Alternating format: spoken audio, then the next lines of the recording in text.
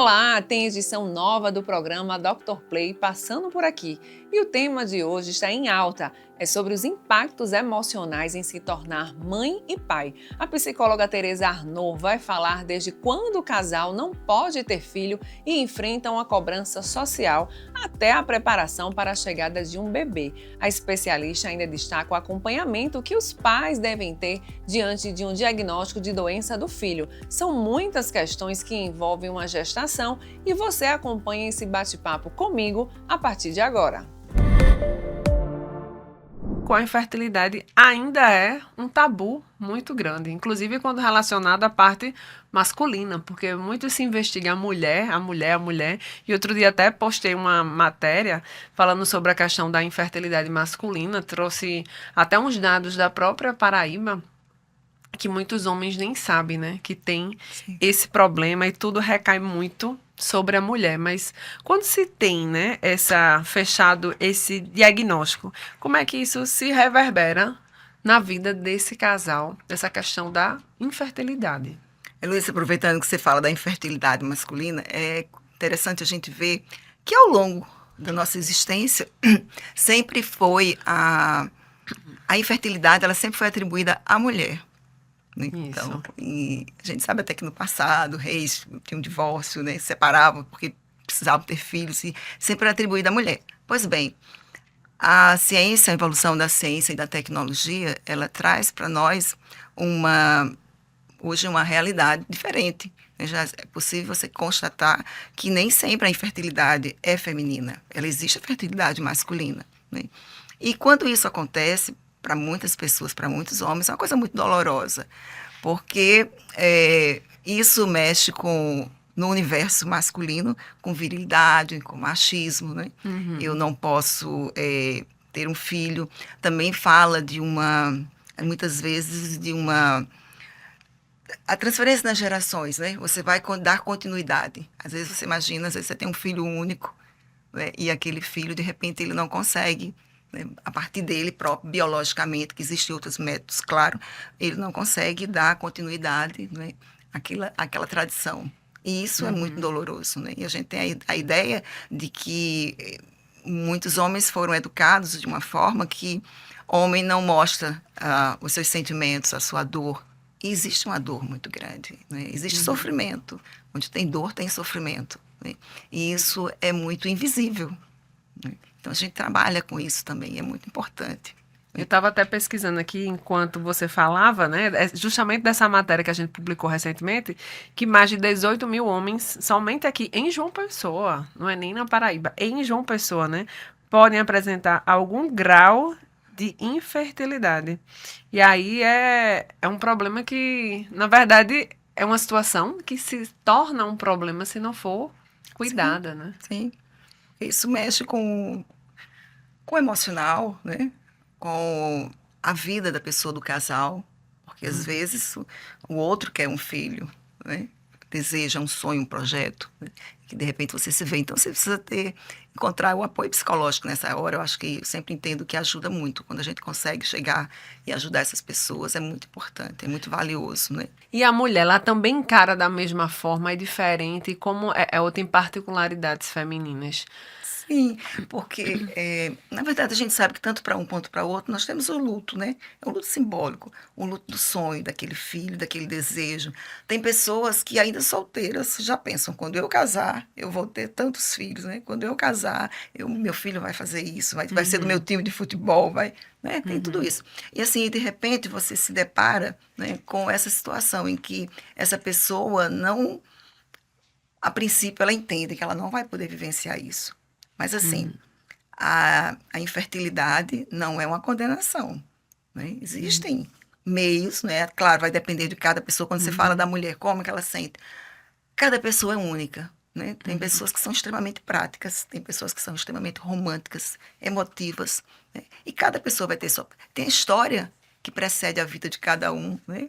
Você imagina, a gente tem uma paciente que, de repente, ela tem 3 irmãs, ela e mais 3, e todas as 3 irmãs tiveram filhos, casaram, tiveram filho com muita facilidade, mas com ela não está acontecendo.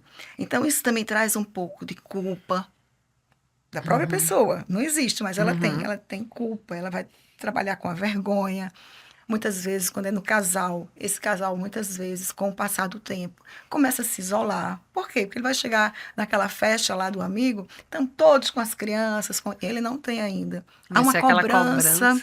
Há uma cobrança muito grande, uma cobrança social, inclusive, não é? Uhum. As pessoas, às vezes, até por brincadeira, às vezes sem maldade mesmo, né? Uhum. Fazem aquelas brincadeiras. E aí, quando é que chega? O que está acontecendo com você? Né? O que Uhum. tá? Então, assim, isso realmente é muito doloroso. Eu até Uhum. comento às vezes que eu tenho filhos. Para quem Uhum. teve filho, que nunca teve dificuldade, né? Não consegue, muitas vezes, sentir o que é isso, né? Uhum. É uma dor muito invisível. É uma dor Realmente só sabe quem tá quem passa. vivenciando, E né? Quem são passa. dores realmente imensas, né? A gente às vezes acompanha uma pessoa que já está em tratamento há 4, 5 anos, né? Ou mais, né? Que já parou, que já voltou, né? E que tem esse desejo, tem esse ideal. E a gente faz um breve intervalo agora para voltar daqui a pouco com mais Dr. Play na sua TV Cidade João Pessoa.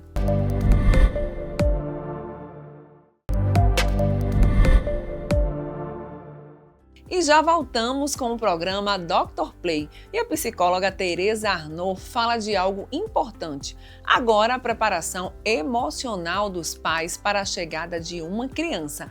E se ela for diagnosticada com algum problema de saúde? A família deve estar muito alinhada nesse momento. Veja.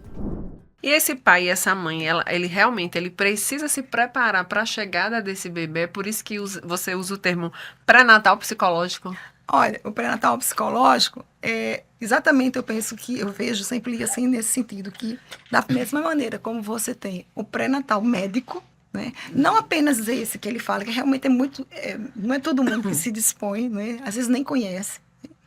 Mas assim, é aquele pré-natal da mesma forma que você, estou grávida, a menstruação não chegou, faço o teste, estou grávida. Então eu vou a um médico e vou acompanhar todo esse período gestacional com os exames, né? Vou ver Uhum. todo esse percurso. Da mesma forma, a gente fala do pré-natal psicológico. É você trabalhar, não é, o seu psicológico nesse período. A gente pensa que é uma das etapas da vida da mulher, da mesma forma que você sai da infância para a adolescência, ali na puberdade, há uma modificação enorme. Estou falando, inclusive, muito no lado da menina, né? Há uma modificação hormonal, corporal, o que a sociedade já lhe cobra, os grupos lhe cobram. Tá? É uma fase muito difícil. Tanto é que a gente diz como os adolescentes, né? Como são. A fase gestacional não é diferente. Porque você está saindo de uma vida de mulher para ser mãe. Né? Você sai ali de filha, você se torna uma mulher e agora você vai se tornar mãe. Há uma mudança biopsicossocial nesse percurso. Né? E aí, quando você faz essa mudança, você entra nessa fase, você vai vendo as mudanças que vão acontecendo. As mudanças com o seu corpo, né? As mudanças em torno da família. Né? Outro dia eu me lembro que você tem uma vez um vídeo que dizia assim, como é se descobrir grávida? Depende. Se Uhum. você está desejando, maravilhoso.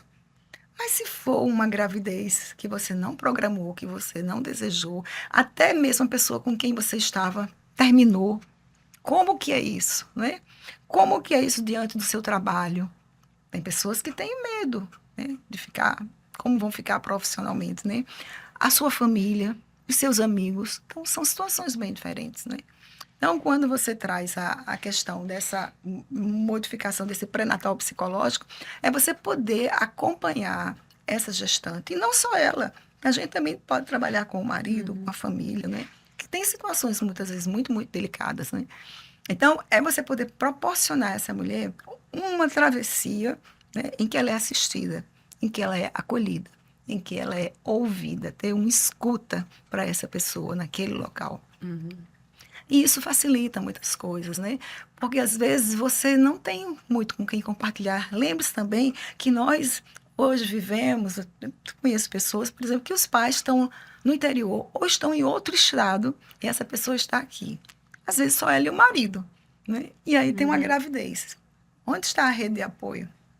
É. que existia muito no passado, com muito mais facilidade, porque hoje as pessoas, de um modo geral, trabalham, têm suas ocupações, suas atividades. Então, você montar uma rede de apoio, ela não é para ser instantânea. Dou um clique e ela vai aparecer. Não. Uhum. Ela tem que ser, deve ser montada ao longo desse percurso gestacional.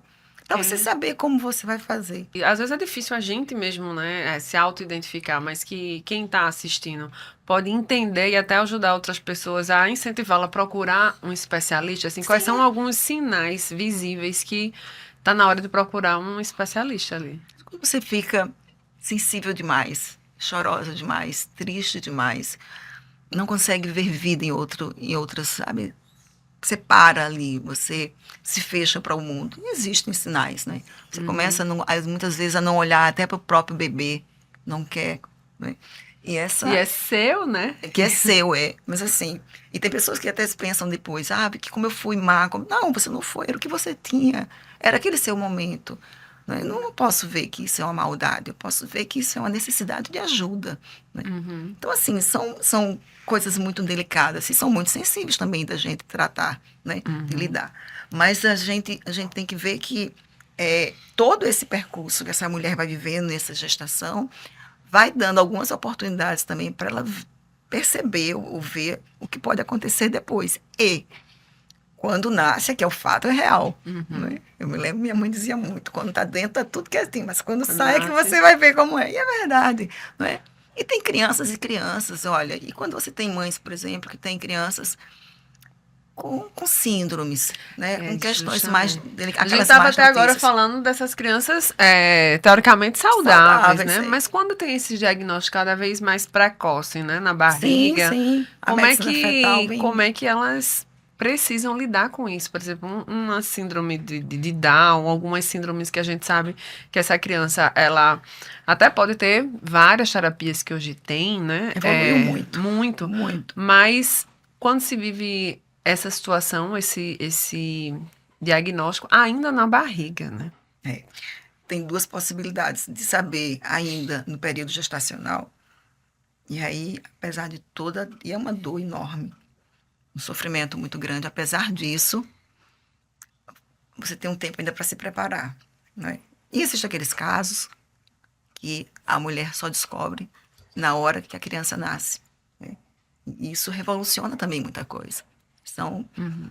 a medicina fetal, com toda a tecnologia, com toda a evolução que hoje tem a ciência, né? Ela já tem N situações em que ela pode intervir. Mas é muito delicado e o casal precisa estar mais unido. A ajuda psicológica nisso é muito importante. Porque é uma mudança. Ninguém engravida pensando que vai ter um filho com problema, não é? Verdade. Eu sempre digo, alguém, de um modo geral, ninguém casa pensando que vai separar, Uhum. não é? E tem muitos desafios, né, nessa... Muitos. É um tipo de luto também? É Sim, sim, caracterizado sim. também um luto? Ao receber, sim, o diagnóstico, sim. É um luto simbólico, claro. É o luto daquele filho que era, digamos, sonhado, idealizado, aquela criança sem problemas, né, de saúde, Uhum. síndromes genéticas e tudo, e que, de repente, não é essa a realidade. Né? A Uhum. realidade é outra. Então, é um luto, sim, é um período que essa pessoa precisa ter tempo, não é? A ambivalência de sentimentos, ela vai aparecer aí naturalmente. Eu não quero, eu não aceito, eu não... E depois vem aqueles sentimentos, e aí eu, sabe, você se sente como se você não pudesse pensar dessa forma. Uhum. Gente, isso é humano. A gente está falando de pessoas, de humanidade, né? Então, isso, à medida que a coisa. Mas o amor ajuda muito, né? Então, à medida que você vai vivenciando, vai ultrapassando essas fases, vai tendo, inclusive, conhecimento, né, de como as coisas vão acontecer, costumam ocorrer naqueles fatos, naqueles casos. Então, quando tudo isso acontece, né, você vai se moldando, vai se adaptando, né, até o nascimento. E tem intervalo agora, mas não sai daí que o programa de hoje está imperdível.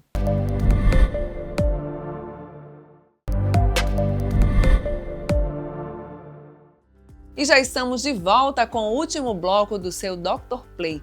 tem reflexão sobre a vida do casal após a chegada dos filhos. Acompanhe. O puerpério é muito ligado à mulher, mas depois ela vai retomando também vários aspectos da vida profissional, mas também um lado ali de esposa, né, de parceira, de companheira.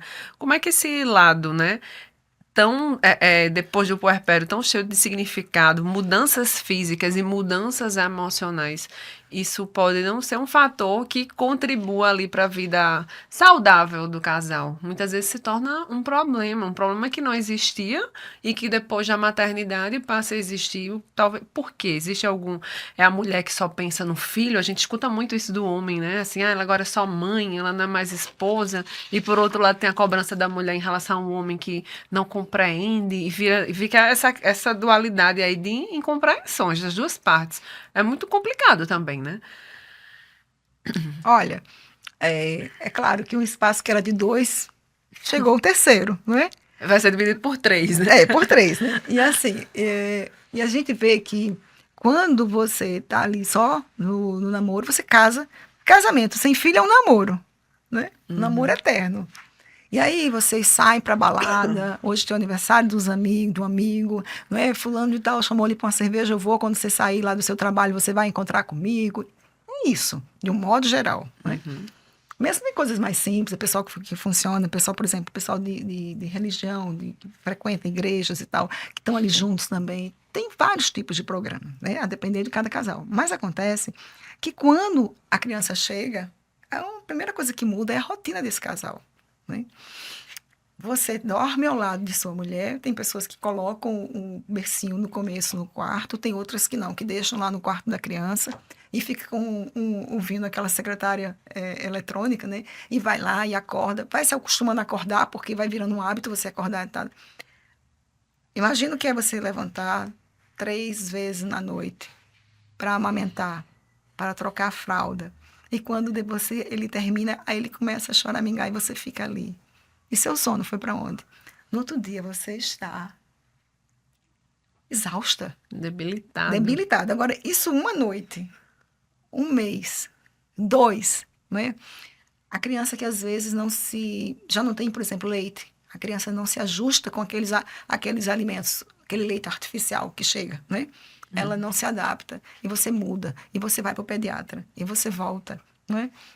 E a gente está falando ainda, e olha muito, de crianças que não têm síndromes, que não têm não são especiais, né? A forma dos tratamentos. Então, e aí esse homem muitas vezes não consegue olhar dessa forma. O universo dele é diferente. Ele não pensa, homem muito prático, né? Às vezes falta, eu acho que é uma coisa muito importante, o diálogo. Não é a briga, não é a discussão, mas é o diálogo, sabe? É chamar muitas vezes para uma realidade, mostrar do que a gente está passando, do que está vivendo naquele momento. E às vezes a pessoa não olha e muitas vezes se fecha nesse mundo, porque também a gente vai olhar os papéis, quais são. Tem casais que acertam. Quais são os meus papéis, quais são os seus, né? Às vezes, mesmo quando não tinha filho, né? Quem lavava a louça, quem passava um pano, quem fazia, né? Nem todo mundo tem pessoas que trabalham para si permanentemente, né? Então, assim, todas essas coisas vão acontecendo. Em cima disso, essa mulher, vamos ver como é sua autoimagem, como é sua autoestima. Né? A verdade é que você deu à luz, não é? A sua barriguinha não voltou ainda para o lugar, não é? Você está se sentindo com os seios muito grandes, não é? Tem gente que amamenta e faz seios realmente volumosos, né? E você começa a não se sentir também atraente. E nem procurem um caminho em que você se torne atraente para você mesma, antes de ser para o seu marido. Né? Então, assim, são pequenas rusgas, às vezes, que vão acontecendo. Né? E aí, ele Só que vai trabalhou muito. somatizando. Ele trabalhou muito, chegou exausto, teve um aborrecimento no trabalho, tudo que o cara está querendo naquele momento. É entrar no quarto, fechar e dormir, ficar um pouco, descansar. Tem uma criança chorando. Você passa o dia na rua, você vê, eu já ouvi muito, você passa o dia na rua, você vê várias pessoas, você conversa, você vê e quando chega em casa, eu não tenho com quem conversar, estou esperando por você e você chega assim. É doloroso. E é doloroso para os dois lados. Então, dizer assim, existe uma fórmula, né, uma fórmula mágica que não existe. A gente fala também, por exemplo, nessa fase, por tantas obrigações, exaustão, serviço de casa, as visitas inadequadas, né? Em horas inadequadas, os pitacos que são dados, Nossa. né? Tudo você vai, né? Sua mãe chegou aqui e ficou dizendo que no tempo dela, filho era diferente e tal. A gente sabe que isso acontece. Isso é o que acontece na vida das pessoas. Isso é real, sabe? Então, a gente diz assim, e a libido? Foi para onde? Né? A gente diz assim, eu li uma frase bem interessante, né? A libido não desapareceu. Ela está recalculando a rota depois de tantas transformações. E a gente precisa dar um tempo para tudo também, porque é necessário. Nessa hora, a gente quando fala da psicoterapia, dessa ajuda que a gente vai dando, não é dizer a você o que você vai fazer, mas é lhe fazendo refletir sobre outras possibilidades. Porque às vezes, no caos, na dor, no sofrimento, você só consegue olhar de uma única maneira, né? E quando você se entrega a ouvir, a conversar, a trazer as questões, não é? Você, às vezes, teve questões com sua mãe quando lhe teve, né? Isso também. Então, a maneira como você foi criado, o meio social, tudo isso vai envolver, né? Então, quando você tem essas questões, você vai trazer uma possibilidade, né, de você se autorregular, de você se conhecer. A maturidade também, o tempo vai passando, as coisas vão modificando. E, assim, a sexualidade nisso também, que eu acho muito importante, né? Ela não se perde, ela se transforma. Ela vai ganhando outros formatos. Deixou de ser bom? Não, não é isso. É que a gente não é igual todas as vezes. A gente vai aperfeiçoando, a gente vai até melhorando, a gente vai se descobrindo mais e mais. As parcerias do casamento são muito importantes, né? As trocas, o respeito, né? A admiração pelo outro. Isso a gente não deve perder porque tem um filho. Um filho deve agregar mais ainda. Seja um filho plenamente saudável, seja um filho que requer cuidados especiais, né? Eu acho que tudo isso, eu acho que deve vir, né? A gente tem que pensar sobre isso, a gente deve falar sobre isso. É porque, às vezes, a gente também diz assim, é que fulano não fala. Bom, vamos ver por quê. Porque as palavras existem, eu acho que elas precisam ser ditas, pronunciadas, e no momento certo. Não é no momento de briga, de discussão, de raiva, que a gente vai dizer o que a gente tem vontade de dizer. É no momento que a gente procura um pouco de paz para poder falar. Acho que isso é muito importante. E muitas vezes a gente peca muito justamente por não falar, né? Achar. E hoje a gente fica por aqui no canal no YouTube da Dr. Play. Você confere essas e outras entrevistas completas. Até mais!